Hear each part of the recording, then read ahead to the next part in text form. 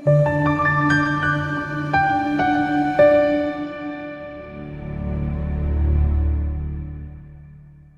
day, new dreams, or new flick. Kama kupastor weNingi, ingosi ngiyamaphupho. Kuletha injabulo ukukhuluma nawe ngokukhethekile. Asingidlulisa ukuthi ke ungayicinga i-channel kaPastor weNingi nakhona amaphupho. And I thank you for choosing a new flick. Inkosi mayikulonde, inkosi mayikubusise, inkosi mayikuvikele. Kanza kwethu onamandla okunikela nganikela, besicela ukuthi umuntu anganikela ngo10 rand.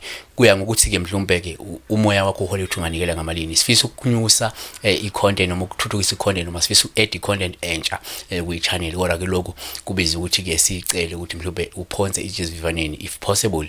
Kodwa kasingene sigcile kona amaphupho asiwabheka njalo namhlanje la uzama okahade ukuthi ke siyabonga ngencazelo enhle kakhulu. Ngicela ukubuza uma uphupha ingwe ngene endlini ikuhlasela ube sudubula ngenhloso yokuzivikela noma ngenhloso yokubulala kuchazani. Asikuvezela ukuthi uma uphupha uhlasela ingwe lolu uphawu olubi noluxwayisa ngobunzima nezithiyo ezizayo empilweni noma ungahleki uhlangabezane nazo noma ke kunomuntu ozama ukwakhela uzungu kepha angeke aphumelele uma ukuthi wena ukwazile ukuyinqoba lengwe.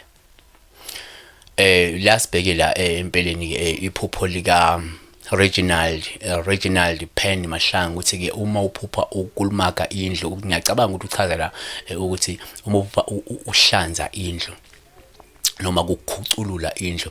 Uma uphupha ke la uhlanza indlu lolu uphawu oluhle kakhulu nolusuke lusho ukuthi mhlawumbe izinto ezimbi ezikhungethe njengamanje zizosuka kepha ngokuthi mhlawumbe wena kufanele usukume uthole ixazululo empilweni yakho noma ke uyakhuthaza ukuthi sukuma uthatha isinyathelo sokulungisa impilo yakho. Kunezinto ezingahambi kahle okungeza kunezigadlo impilo yakho khungethwe imimoya emibi nezigadlo ekuzafanele usukume wena ukuze ke lezo zinto zisuke noma automatically on a spiritual realm wena kade kuba nokusuka kwezinto empilweni yakho ezimbi. Impilo yakho izoqala mhlawumbe manje ihleleke. Siyabonga.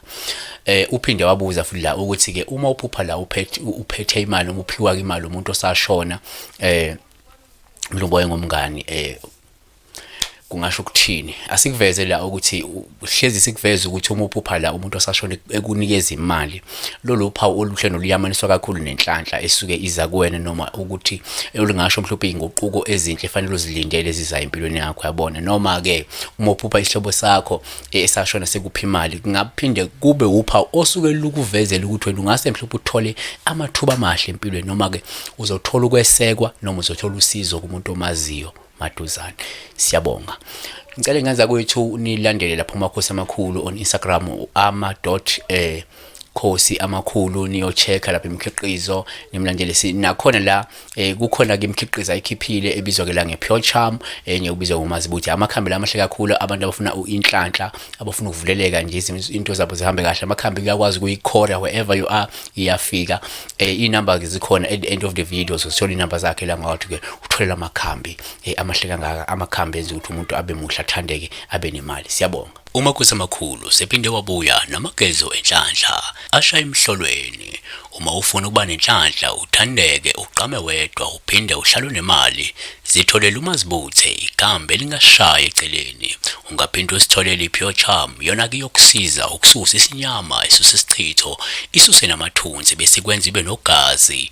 Shintsha impilo yakho njengamanje ngamagezo enhlanhla. Shayela ke 079 267 0928 noma uthi nozazizo@rockmail.com ufake order lakho njengamanje. Umakhosi amakhulu.